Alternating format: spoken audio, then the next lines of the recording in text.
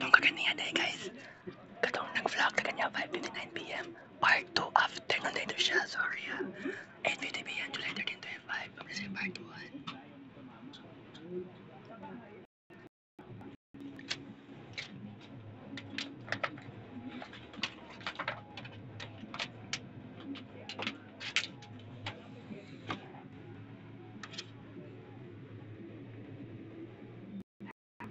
Part 1 evening. This is my vlog. Alright.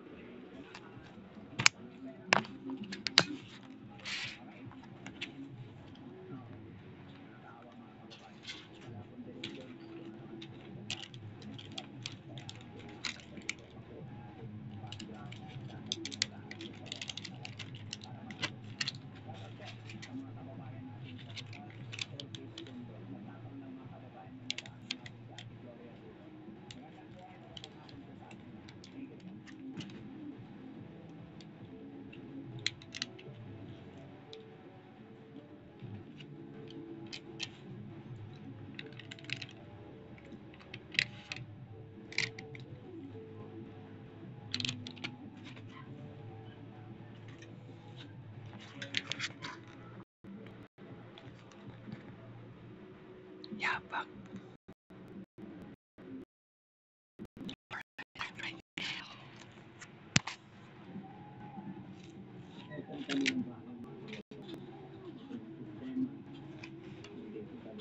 Natulog daw po ito noong araw mga kababayan hanggang sa wala nang nakapag-ayos.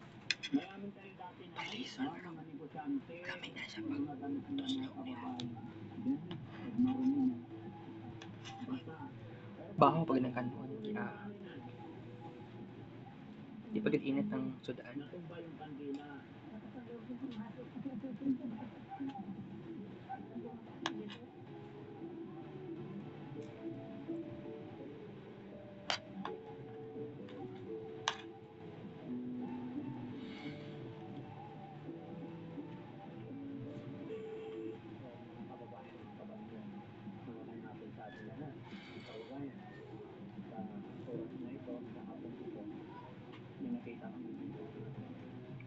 Ayon sa aming pagtanong, apat daw po itong magkakapatid. Sa ngayon, pagkalang yung tatlo na kapalit sila, naglilimot nila. At ang pamilyang ito mga kababayan, ayon sa mga kapitbahay, halos ilang taon na raw sila dito.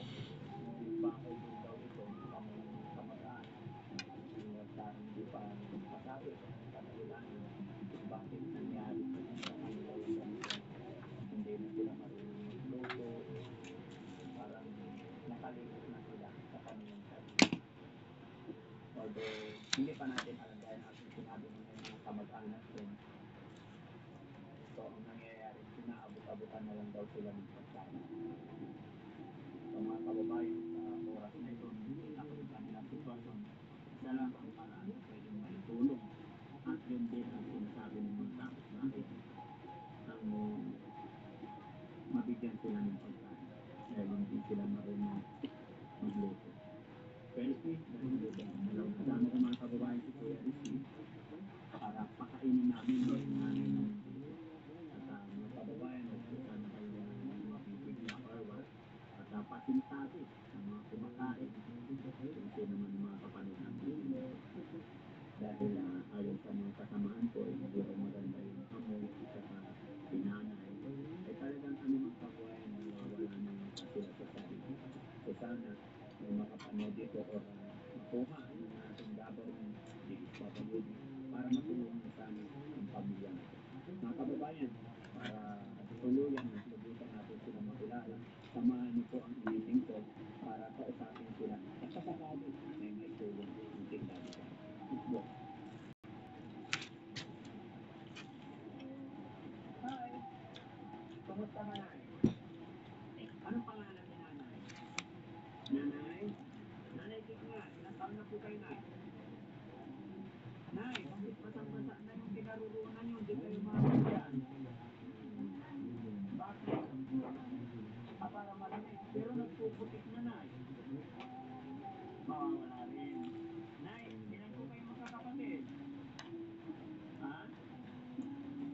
dito. Bakit dito po kayo nakatira? Kabahay nyo. So pag umuulan, paggabi dito lang kayo? Hindi ba mahangin malamig? Hindi ka ba nababasa pag umuulan? So yung iba mong kapatid, ilang kayo nakatira dito? 7 talaga? Asan ang magulang niyo po? Nasa sementeryo na. So ibig sabihin patay na po sila.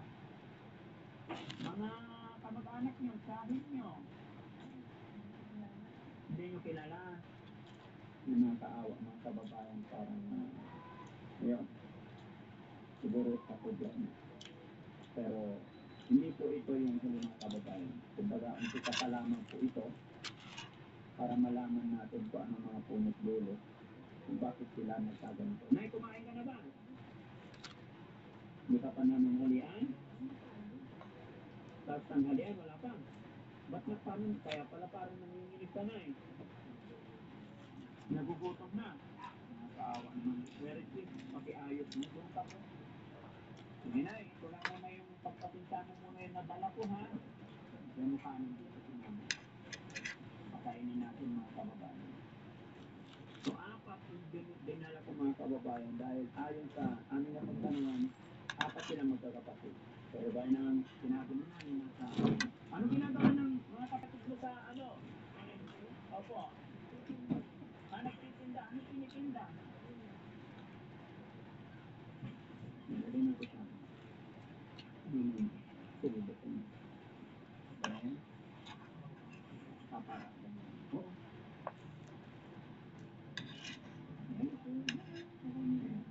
Sige na, ito. Plastic mo yung kamay mo. Bigyan. Bigyan. Buksan ng tubig. Sige na, inom ka muna. Ilang taon ka na po na eh? 79. Ay, namamaga yung paa ni nanay ka. Ha? Talagang ganyan.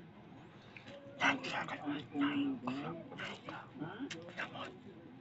Yung kayo sa Mga kababayan, mga talagang nakakapagpasigasi sa kanila dito. Sige po na eh. Binili namin para sa inyo talaga. Ilapit natin ito po, Andro. Hindi, ilapit na para hindi matapon. Yan. Sige lang po na eh. Kain lang po kayo.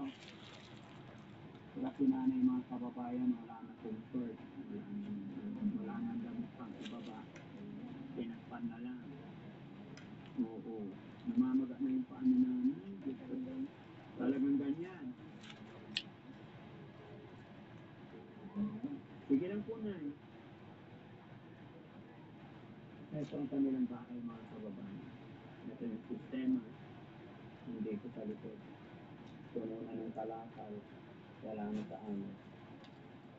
Nasunog daw po ito noong araw mga kababayan hanggang sa wala nang nakapag-ayos. Wala na rin silang tubig mga kababayan. Wala na. At siguro nag-iigib-igib na lang sila. Mayaman kayo dati na ay? Mga negosyante.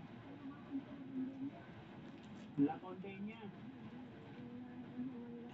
Ano nangyari? Nagsarado yung La Condena. Kaya nauwi na kayo dito. Nay, isang wholesaling to para pagdating ng mga kapatid mo, bigyan mo po. Kasi hindi mo kayang ubusin, no? Darating na.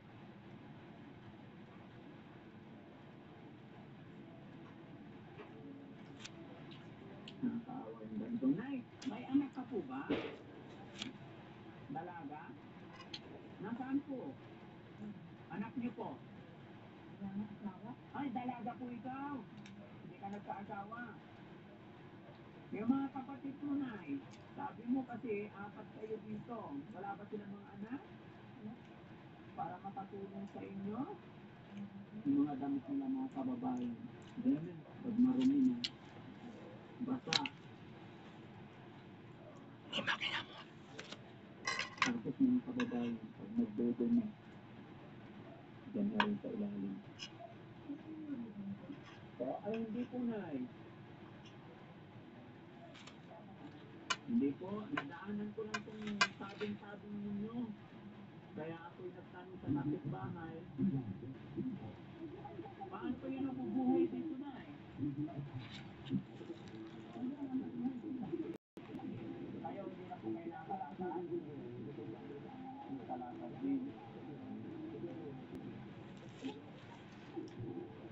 Saan kayo kumuha ng pagkain po?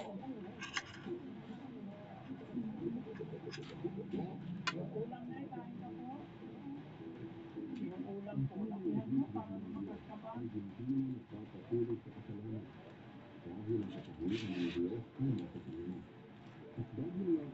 Tsaka ako sana.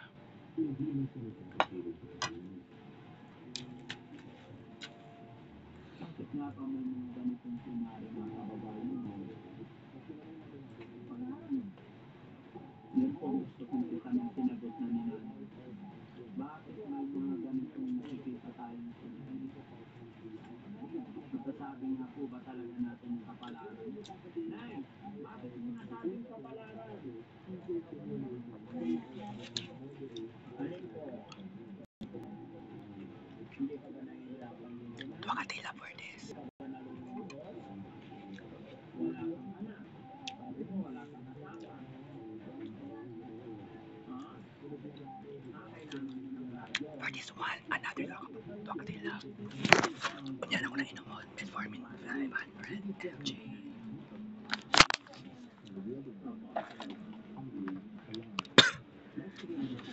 Ugma, dermatologist, ugma before sa ugma sa kwan. Late morning. Good night, your chips.